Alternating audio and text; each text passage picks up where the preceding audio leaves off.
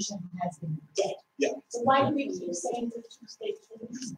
Yeah, I mean, I think it goes back, and I'll finish up answering your question. And then why did you show this to the United Nations? They could there. Yeah. Well, I mean, the United.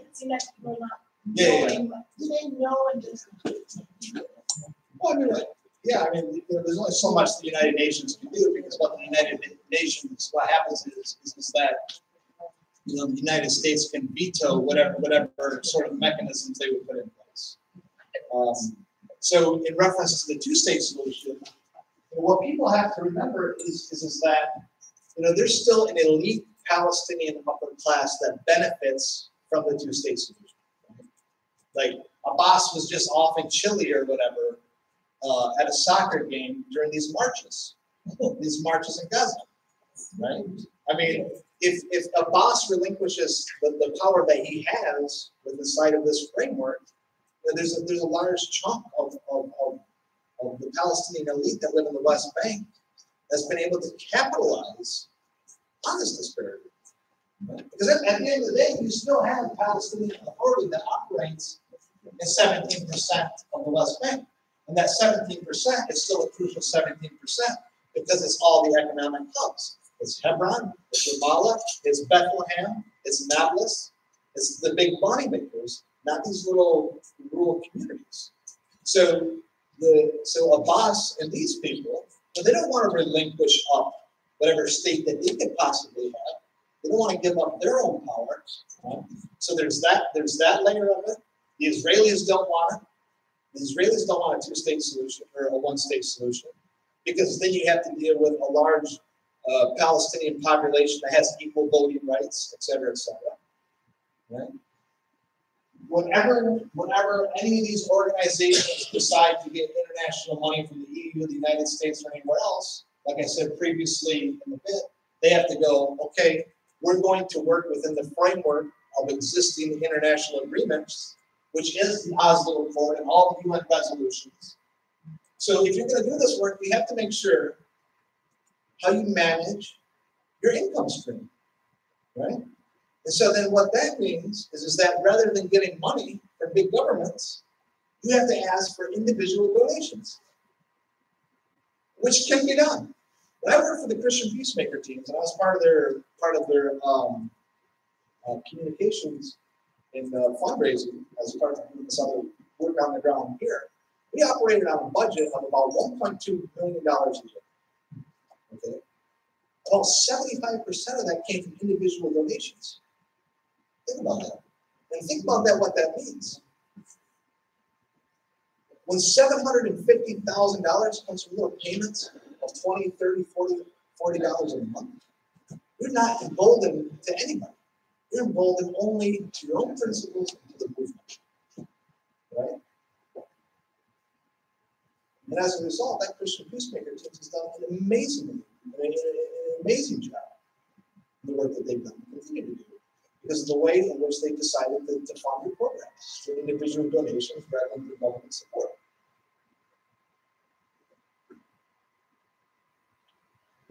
Are there any other questions? Comments? Rebuttals? Right. So I wasn't married. I just no, it's fine. So it's fine. It's fine. Yeah. So it was Jeff's daughter, Jeff Halper's daughter.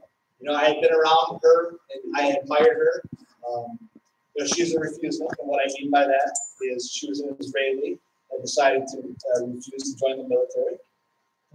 Right? She lives into her principles. She attends all of the protests. The night before I flew out, me, my son's mother, Efrat, we was out in front of Benjamin, the Prime Minister's house in Jerusalem, protesting the Gaza war. And Efrat wasn't one of these people who refused the military by going, hey, I'm sick or whatever. Efrat walked in there and told them, hey, I don't believe in these things that you're doing, and I'm not joining the military.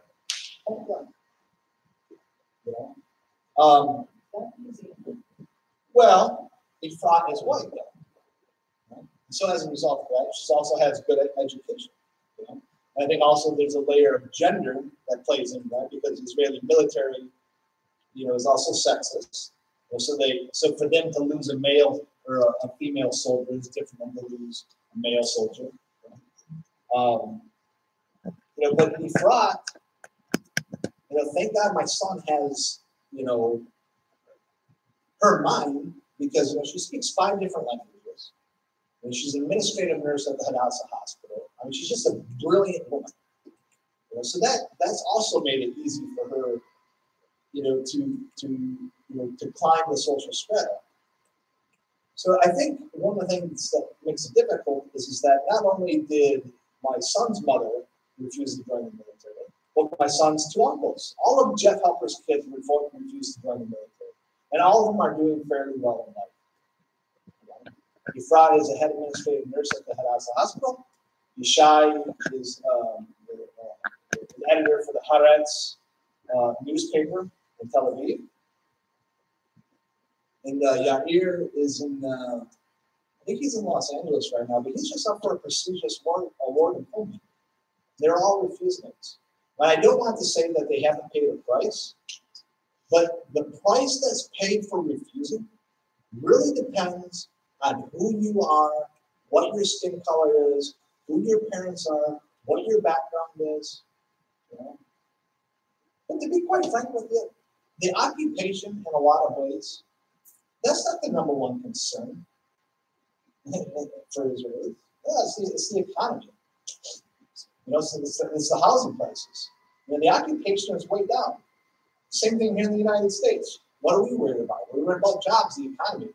Like, who even talks about the war in Afghanistan anymore? Right? When was the last time anyone said anything about Afghanistan?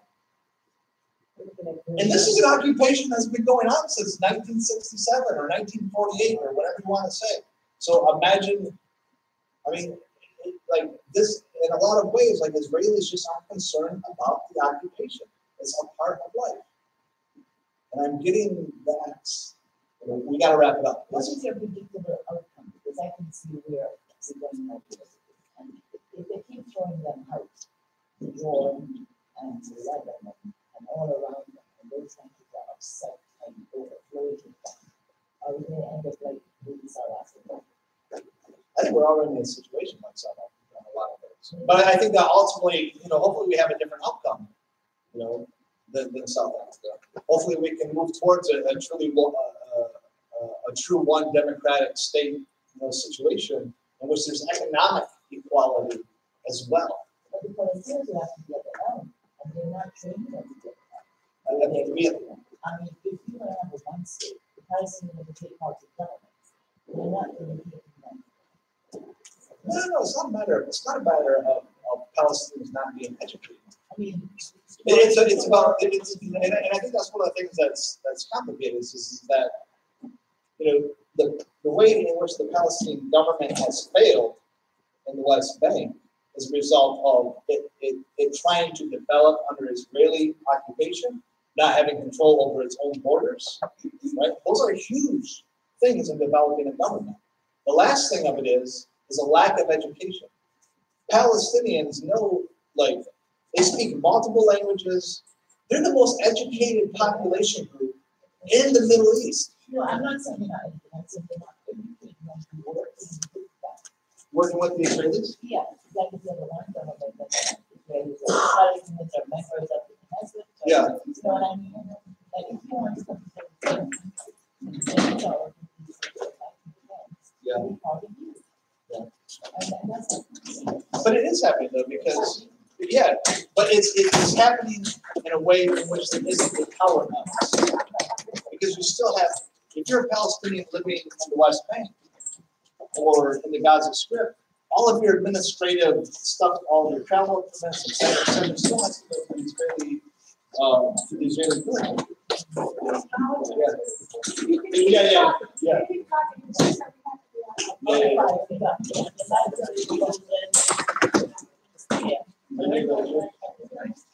We have to see the room. Hey, you do hunt or not? I know. I think there should be 6 of each step of right. Like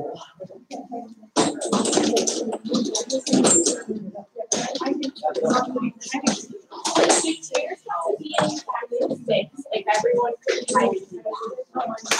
Thank you so much.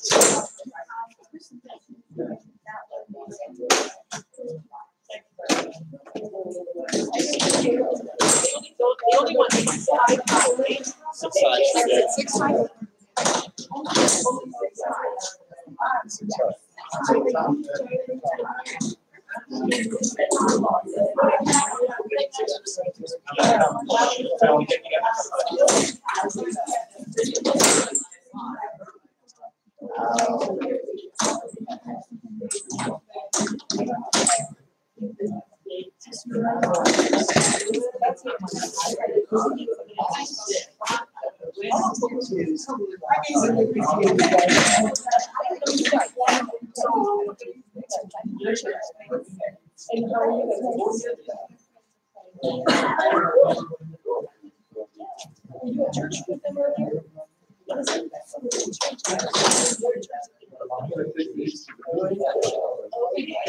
Give them a lot of grief for not being there.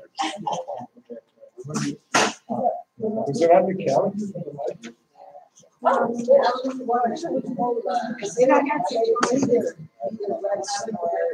Where, yeah, John.